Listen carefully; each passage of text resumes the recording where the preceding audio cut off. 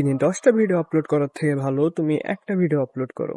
কারণ যখন তুমি 10টা ভিডিও আপলোড করতে যাচ্ছ ইউটিউবে, তখন তোমার একটা ভিডিওতে তুমি ঠিকভাবে টাইম দিতে পারছো না, যার ফলে তোমার কন্টেন্টগুলোর কোয়ালিটি কমে যাচ্ছে। এই কারণে তুমি দিনে 10টা ভিডিও আপলোড না করে একটা ভিডিও আপলোড করো। সেক্ষেত্রে তোমার একটা ভিডিওতে কোয়ালিটি বাড়বে, প্লাস অন্যান্য আদার্স যেসব কিছু আছে সবকিছুই বাড়বে।